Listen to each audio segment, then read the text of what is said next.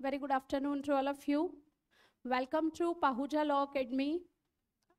I have been teaching English since 2015 to the students of UPSC and Judiciary. I would like to give you my introduction. My name is Dimple Kaushik. I am MA English, MPhil English and B.Ed. Now, we would like to discuss that what is the syllabus of English in Judiciary exams.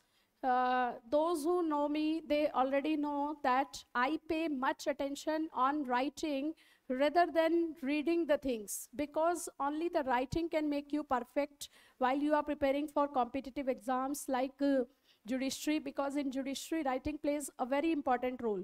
So for my subject, I would like to suggest all that if you think that your prelims goes well, then you should start preparing for writing essay and solving précis writing since you appeared for your exams, because only the writing can give you the confidence to write in the examination hall. Not only that day you are able to write so many things, है ना? You know what is the syllabus of English in judiciary exam? You will have to face different states have different pattern, like in Bihar there will be grammar, in Haryana judiciary mains there will be grammar, in UP judiciary mains there will be only précis writing, essay writing and translation. So it depends on the paper and it depends upon the state to state. But here I would like to discuss almost all the things so that you may have some idea how to prepare. Okay, so you will have to face an exam of 300 marks. Out of these 300 marks in UP Judiciary Mains, you will have to face in almost every state essay writing, then précis writing and translation. What I generally suggest to my students, I suggest them you should start preparing for the translation first, because the translation will give you confidence to go for the essay. If you are able to translate anything from English to Hindi and Hindi to English, then you will be easily able to write an essay. And what we can do for the translation, how we can improve our translation, this is the question. So I would like to give you some tips how to improve your translation. Whenever I teach in my class, मैं थोड़ा हिंदी में भी बता दूं ताकि Hindi medium वाले बच्चों को भी फ़ायदा हो. तो जब भी मैं ट्रांसलेशन क्लास में पढ़ाती हूँ तो जनरली मैं ट्रांसलेशन में बच्चों को ये कहती हूँ कि आपको ये मानना है कि हम लोग ज़ीरो से प्रिपेयर कर रहे हैं, हमें कुछ नहीं आता. तो आपने इवन ट्रांसलेशन करते हुए is, am, are, was, were, has, have, had, इन सब की भी ट्रांसलेशन करनी है. Got it? वाई? क्यों? क्योंकि आप लोगों का जो, मैंने इतने ईयर्स में मेरा जो एक्सपीरियंस है वो ये है कि बच्चों का ग्रामर सेक्शन वीक होता है. इंग्लिश मीडियम वाले बच्चे बहुत अच्छा इंग्लिश बोलते हैं, लिखते हैं, लेकिन उनकी जो, जब मैं कॉपी चेक करती हूँ तो मेरा यही ऑब्जर्वेशन है कि उनकी ग्रामेटिकल मिस्टेक्स और वोकैबलरी, ये दो मेन प्रॉब्लम्स हैं. चाहे आप एस्से लिखें, चाहे आप précis राइटिंग सॉल्व कर रहे हैं, चाहे आप ट्रांसलेशन कर रहे हैं. तो मैं आपको क्या सजेस्ट करना चाहती हूँ कि आपको सबसे पहले ट्रांसलेशन से स्टार्ट करना है. Then try to improve your translation and have some good knowledge of grammar, all the chapters, parts of speech. What you can do, we should start from the very beginning of the grammar, like you should start working on parts of speech. Do you know what is parts of speech? Okay, how all parts of speech are related to each other. Noun is always related to a verb. We cannot write any noun without having any verb. If I want to say Ram, then Ram cannot tell you anything else. You have to write Ram has, Ram is. Ram was means you have to use a verb with a noun always. So you should have some subject verb idea, subject verb agreement, है ना, कि subject ऐसा है तो verb कैसी होगी. इसके बाद और भी parts of speech के बहुत सारे chapters हैं जहाँ पर generally आप लोग mistakes करते हैं. Pay much attention on these chapters. This is my sincere advice to all those who are going to appear for upcoming judiciary mains exams, because कि आप लोगों का grammatical mistakes आप लोगों को बहुत सारा जो confidence, lack of confidence feel होता है, that is only because of the reason कि you don't have good vocabulary and good grammar. And in grammar, which chapters you have to pay much attention? First, you should pay much attention on the chapter article, because बचपन से लेकर अभी तक अगर आप सबसे ज़्यादा मिस्टेक्स करते हो तो कौन से चैप्टर में करते हो? Use of A and the. पता ही नहीं है कहाँ पर द लिखना है कि नहीं लिखना. अगर मैं लिखूं मैन इज मॉर्टल, है ना, गॉड इज ग्रेट. अब कुछ ऐसे भी बच्चे होंगे जो यहाँ पर द लिख देंगे, the man is मॉर्टल, the God is great. कुछ ऐसे भी बच्चे हैं जो लिख रहे हैं man is मॉर्टल, God is great. पता ही नहीं है कि हमें इस स्टेटमेंट में आर्टिकल लिखना था या नहीं लिखना था. तो you should know all these rules before going for writing. We should not use article before universal things. We should not use article in universal statements like action speaks louder than word, love is blind, man is mortal, God is great, work is worship, है ना. तो बहुत सारी ऐसी statement हैं जिसमें हमें article नहीं लिखना अगर हम उन वर्ड्स को, उन स्टेटमेंट्स को यूनिवर्सल स्टेटमेंट की तरह यूज़ कर रहे हैं.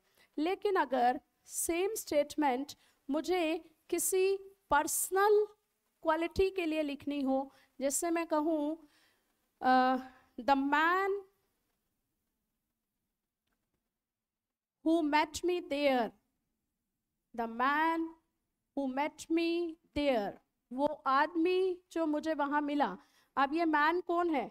कोई स्पेसिफिक मैन है. जब मैंने कहा मैन इज मॉर्टल, इस कंडीशन में मैन क्या था? That is a general man or a universal idea. Love is blind. This is universal statement.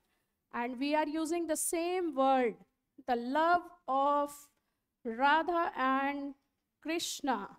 अब इस स्टेटमेंट में आप देखो लव के साथ हमने द लिखा है. क्यों?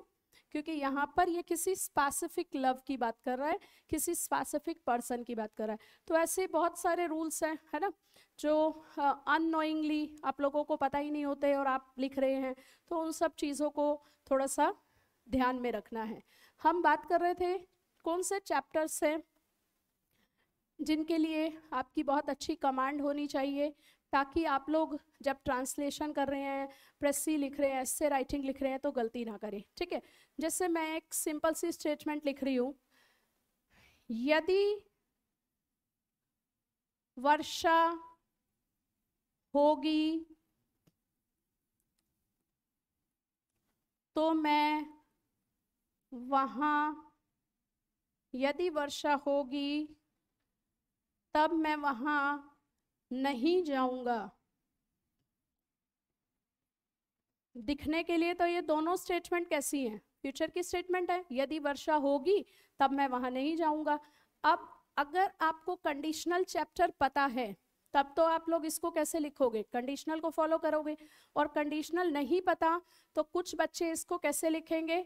आई will not go there if it will rain, है ना, क्योंकि ट्रांसलेशन तो बचपन से हमने यही सीखी है. तो ये स्टेटमेंट कुछ बच्चे जिन्हें कंडीशनल पता है वो ऐसे लिखेंगे, I will not go there if it rains, है ना. आप कहने को तो दिखने को तो दोनों ही स्टेटमेंट ठीक है हमारी, लेकिन जो ग्रामेटिकल करेक्ट स्टेटमेंट है वो सेकंड नंबर वाली है. फर्स्ट नंबर वाली स्टेटमेंट ग्रामेटिकली रॉन्ग है. क्यों? क्योंकि एक चैप्टर होता है कंडीशनल जिसमें हम लोग टेंसेस की कंडीशंस को देखते हैं। इफ, यदि क्वेश्चंस में आता है, यदि हिंदी में क्वेश्चन होता है ना, यदि तुम समय पर स्टेशन पहुंच जाते तो गाड़ी मिल जाती, यदि तुमने अच्छे से पढ़ाई कर ली होती तो तुम पास हो गए होते, है ना। कैसे, यदि डॉक्टर समय पर पहुंच जाता तो पेशेंट ना मरता। तो इस तरीके की अगर मगर वाली स्टेटमेंट्स होती हैं, उनको हम लोग कंडीशनल टेंसेस बोलते हैं, और कंडीशनल टेंसेस के अकॉर्डिंग हमें सॉल्व करनी होती हैं। कैसे, बहुत फेवरेट क्वेश्चन है, the patient had died before the doctor came, the patient had died before the doctor came। Doctor के आने से पहले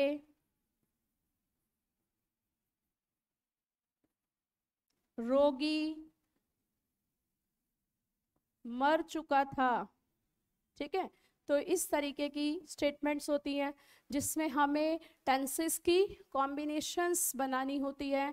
कौन सा टेंस किसके साथ आएगा, पास्ट इंडेफिनिट की कॉम्बिनेशन किसके साथ है। ठीक है, जैसे मैं बोलूं कि मेरे वहां पहुंचने से पहले परीक्षा समाप्त हो चुकी थी, the exam had already finished before I reach there. मेरे वहां पहुंचने से पहले परीक्षा समाप्त हो चुकी थी। तो इस तरीके की स्टेटमेंट्स हैं। तो आपको ग्रामर में कुछ एक चैप्टर्स हैं जिनके लिए बहुत अच्छे से कमांड करनी है। मैं वो चैप्टर्स की आपको लिस्ट लिखवा देती हूँ, ताकि जो बच्चे आज ये मेरी क्लास देखेंगे, एटलीस्ट मैं चाहती हूँ कि कुछ ज़्यादा नहीं तो उनको 10% तो कुछ फ़ायदा मिले इस वीडियो को देखने का, इस लेक्चर को सुनने का, और आगे के लिए भी they will wait for such useful things, है ना। So which chapters you should prepare well? The first is chapter article. This is not the article of constitution, this is the chapter article, use of a and the, okay. Number 2 is preposition. It will play much important role in when you prepare for translation. Then conditional, or we can say tenses. Number 4 is noun, and then number 5 is pronoun. So all these chapters play very important role when you go for translation. Now we would like to discuss for essay writing. This is a question in the minds of so many students that so many students ask me daily, ma'am, how we can write an essay of 1000 words. You know, it is a big game to write an essay in 1000 words. Is not a small game. It needs lots of practice, lots of efforts, and a good stock of knowledge, you know. Because अभी अगर मैं suddenly कोई एक आपको topic बोलूं कि इस topic पे आपको 1000 वर्ड का एस्से लिखना है, तो वहाँ बच्चे 200, 400, 500, 600, 700 मैक्सिमम वर्ड्स लिख पाते हैं, and then finish. Everything from their mind has gone, and then they feel blank. So why they feel blank? Because before writing something, you should have preparation, because our mind is just like a computer. Whatever is input, that will be the output. जो mind में चीज़ें हैं, अगर मैं अभी कहूँ कि French language के कुछ वर्ड्स आप मुझे बताइए, आपने फ्रेंच कभी पढ़ी नहीं है, तो आप फ्रेंच के मुझे कुछ वर्ड्स कैसे बताओगे, क्योंकि आपने पढ़ी नहीं है।